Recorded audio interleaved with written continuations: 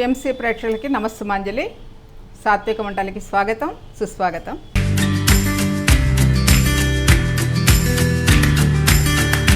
ఈరోజు మనం చేయబోయే వంట చామగడ్డల పులుసు. మరి చేసుకునే విధానం చూద్దామా? ముందుగా స్టవ్ వెలిగిద్దాం, బాండి పెట్టుకుందాం.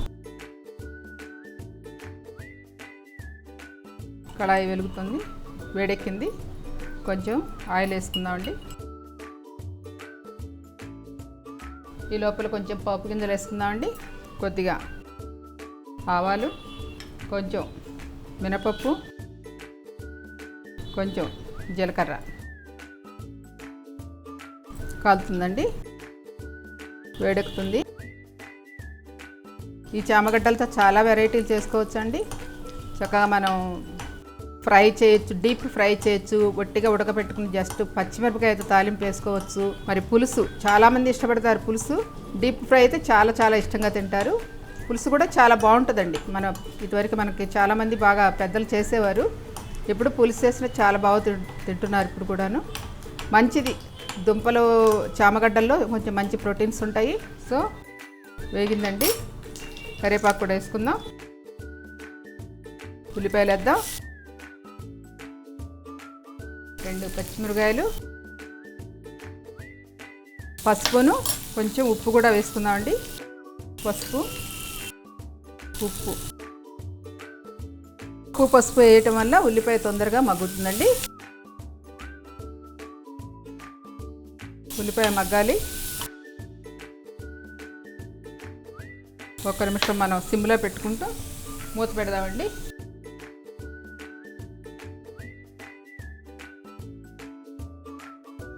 నెమ్మదిగా ఉల్లిపాయ మగ్గుతూ ఉంటుంది. సో పిఎంసి ఛానల్ వారి ద్వారా ఈ సాత్విక వంటలు అందరికీ పరిచయం చేయటం అనేది చాలా మంచి విశేషము.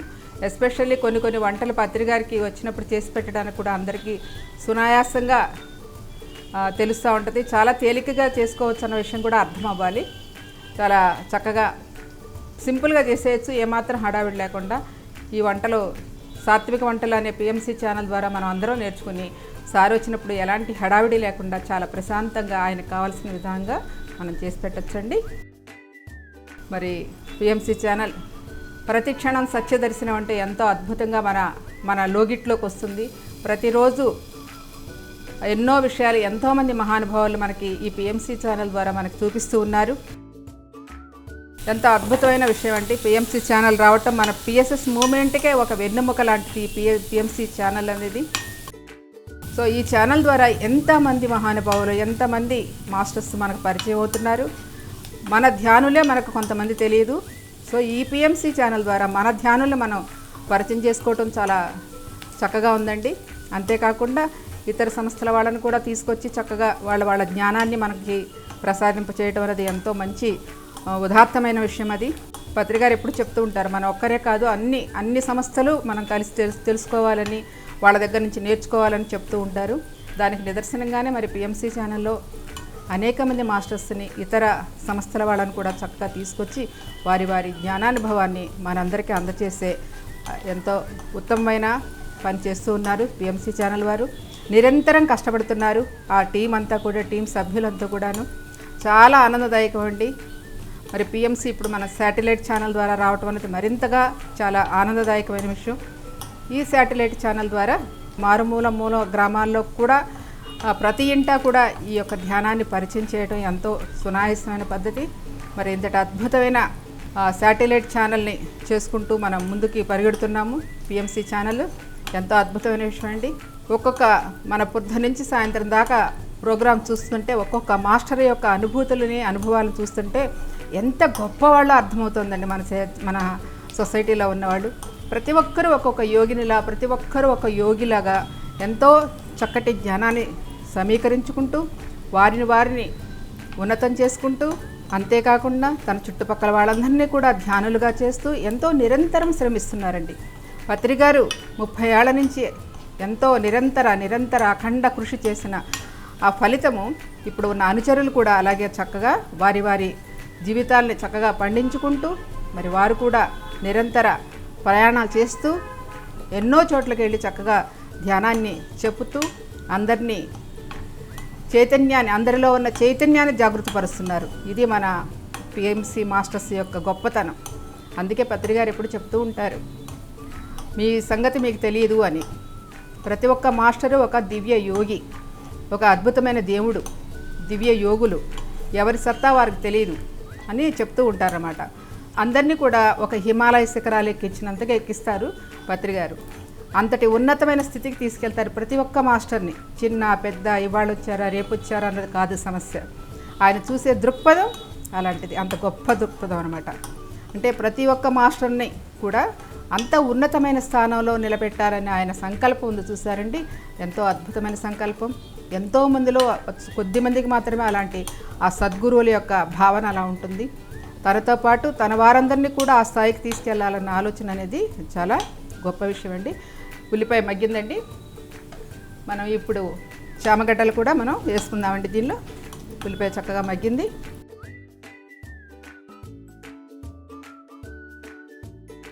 చాలా తేలిగ్గా అయిపోతాయండి. ఎంత పెద్ద కష్టపడాల్సిన పనేం లేదు అనుకుంటాం, కానీ నెమ్మదిగా కొంచెం ప్రశాంతంగా మనం చేసుకుంటుంటే హాయి సునాయాసంగా అయిపోతూ ఉంటాయి వంటలు.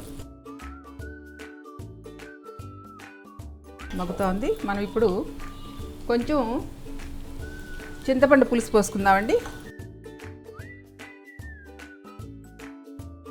చింతపండు పులుసుని పోసుకుందాం. కొద్దిగా కారం వేసుకుందాం. 2 పచ్చిమిరపకాయలు వేసాం కాబట్టి ఎక్కువ కారం అవసరం లేదు. కొద్దిగా నీళ్ళు వేసుకుందామండి, ఆ ఫ్లేవర్ పడుతుందండి. ఇది అందరం చేసుకుంటామండి, కానీ ఇప్పుడు ఉన్న పిల్లలకి తెలియదు కదా పులుసులు ఎలా ఉండాలి. ఇప్పుడు అంతా యూట్యూబ్లో చూసే చేసుకుంటున్నారు కదా పిల్లలందరూ కూడా, యువత అంతా. మన అమ్మలు చాలా చక్కగా చేసిన వంటలేనండి ఇవన్నీ. సో ఇలా వాటర్ వేసాం, కొంచెంసేపు మూత పెట్టేస్తే ఒక 5 నిమిషాలు దగ్గరగా అయిపోతుంది. దగ్గర పడిందండి పులుసు. మనం మూత తీసుకుందాం. ఓకే, దగ్గరగా అయిపోయింది, బాగా రెడీ అయిపోయిందండి. దీనిలో ఒక టేస్ట్ కోసమని చిన్నగా చిటికెడు పంచదార, అంతేనండి. ఎక్కువ ఒక రకమైన టేస్ట్ వస్తుంది, అంతకంటే ఏం లేదు. ఓకేనండి, అయిపోయింది చామగడ్డల పులుసు. కొద్దిగా కొత్తిమీర వేసుకుందాం.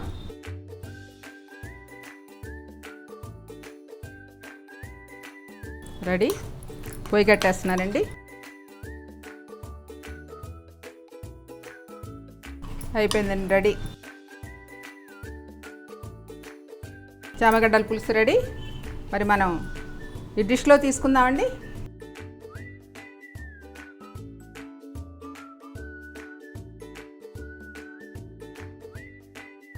డిష్లో తీసుకుందాం. చక్కగా గుమగుమలాడుతూ ఉంది పులుసు, చాలా బాగుంటుందండి. ఇది పురాతనమైన వంటే, కానీ అందరూ చాలా తొందరగా చెయ్యరు, మనం చేసుకుంటున్నాము. చామగడ్డలతో ఎన్నో రకాలు చేసుకోవచ్చు. ఫ్రై చేయొచ్చు, పులుసు చేయొచ్చు, వట్టి పోపు పెట్టుకోవచ్చు, ఇట్లా రకరకాలుగా చేసుకోవచ్చు అండి. ఆ చామగడ్డలు ఇది చేస్తూ పచ్చిమిర్చి దానిలో చక్కగా కనపడుతుంది, కొత్తిమీర అది వేసి ఫ్లేవర్ బాగుంది. చక్కగా ఈ యొక్క చామగడ్డల పులుసు రెడీ. బీట్రూట్ రసం అండి. సో ఇప్పుడు మనం తయారు చేసే విధానం తెలుసుకుందామండి. ఓకేనండి, ఈ బీట్రూట్ ముక్కలు మిక్సీలో వేసుకుని మిక్సీ పట్టుకుందాం మెత్తగా.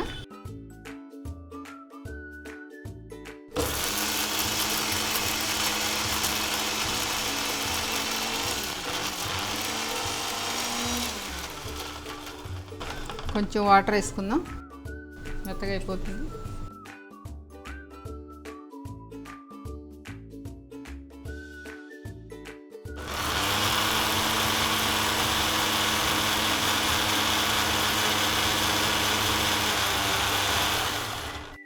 ఒక గిన్నెడు బీట్రూట్ ముక్కలకి 2 గ్లాసులు రసం పడుతుందండి. ఈ రసం అంతా ఒక గిన్నెలో వేసుకుందాం మనం. ఈ పేస్ట్ ఇప్పుడు మిక్సీ పట్టుకుందాం కదండి, మనం పొయ్యి వెలిగించేసి ఈ గిన్నె పెట్టేసుకుని ఇదంతా ఈ గిన్నెలో వేసుకుని కొంచెం మనం చక్కగా నీళ్ళు వేసుకుని కొంచెం ఒక గిన్నెకి 2-3 గిన్నెలు పోస్తే కొంచెం మరగాలండి. బాగా మరిగితే ఆ బీట్రూట్ ఫ్లేవర్ అంతా దానిలో దిగుద్ది. దీనిలో కావాల్సిన పదార్థాలు వేసుకుందామండి. కొంచెం పసుపు, ఉప్పు, అలాగే రసం పౌడర్ అండి. రసం పౌడర్ తయారు చేయడానికి దానికి కావాల్సింది మనకి కరివేపాకు వేసుకుందాం. సో ఇదంతా మరగాలి. కొంచెం చింతపండు కూడా వేద్దాం.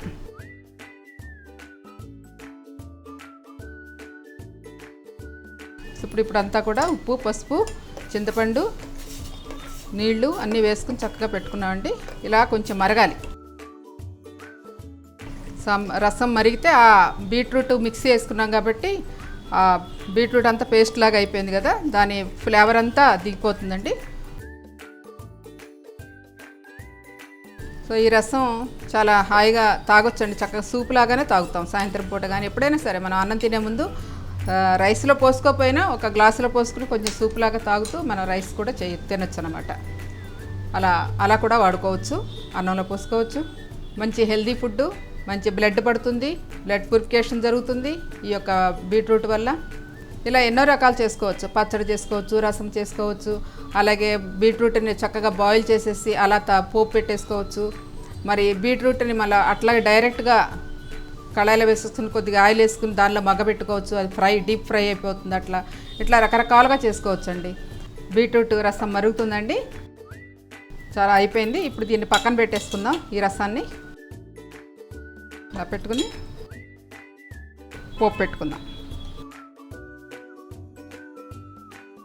ఈ పోపుకి ఆయిల్ కాకుండా నేతితో వేసుకుంటే చాలా టేస్టీగా ఉంటుందండి. చాలా కొంచెం ఒక స్పూన్ నెయ్యి వేసుకుని తాలింపు గింజలు వేసుకుని పోపు పెట్టుకుంటే చాలా టేస్టీగా ఉంటుంది.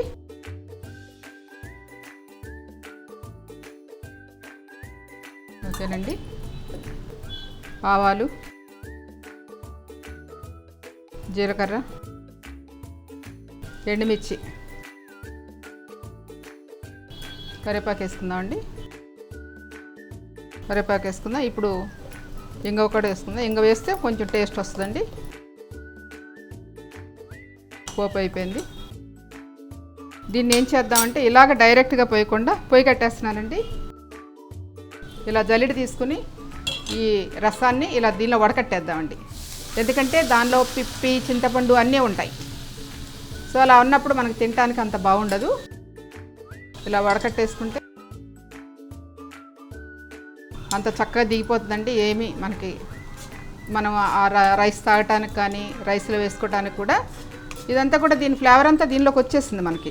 ఇంక ఇందులో ఏముండదు. చూసారా, నక్కేస్తే ఏం కాయదు, అలా దిగిపోద్ది అనమాట. మామూలుగా ఉడకబెట్టి కూర వండుకుంటారు కానీ ఈ పచ్చడి ఇలా రసం చేయటం చాలా తక్కువ మంది. ఓకే, ఇప్పుడు మనం అంతా అయిపోయింది కానీ కొత్తిమీర కూడా మనం వేసుకుందాం. చక్కగా పైన వేసుకుంటే గ్రీనిష్గా కనపడుతూ గార్నిష్ చేసినట్టు ఉంటుంది. కొత్తిమీర వేసుకున్నా బాగుంటుంది. మంచి సువాసన వస్తుంది చూడండి. మనకి నేతి తాలింపు పెట్టాం కాబట్టి కమ్మటి వాసన గుమగుమలాడుతూ బీట్రూట్ రసం రెడీ. ఓకేనండి, ఇది మనం బౌల్లో తీసుకుందామండి. బౌల్లో తీసుకుందాం. కమ్మటి రసం రెడీ.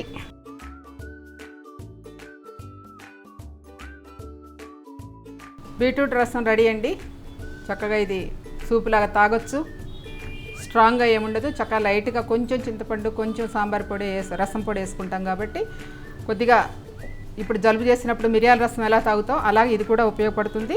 మంచి శక్తినిస్తుంది, బ్లడ్ పడుతుంది. ఇట్లా బీట్రూట్ని రకరకాలుగా చేసుకుంటూ ఈ విధంగా మనం రసాన్ని తయారు చేసుకున్నాం.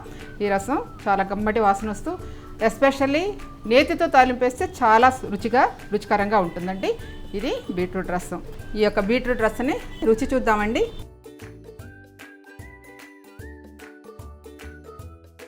కమ్మగా ఉన్నాయండి. బాగుంది కమ్మగా. చాలా మరి అద్భుతంగా ఈ యొక్క బీట్రూట్ రసాన్ని చక్కగా తయారు చేసుకున్నాం. ఇలా మీరు కూడా ప్రయత్నం చేస్తూ మీరు కూడా టేస్ట్ చేసి మీకు నచ్చితే కామెంట్ బాక్స్లో పెట్టండి. మరిన్ని వంటలతో మీ ముందుకు వస్తాం సాత్విక వంటల్లోకి. నమస్తే.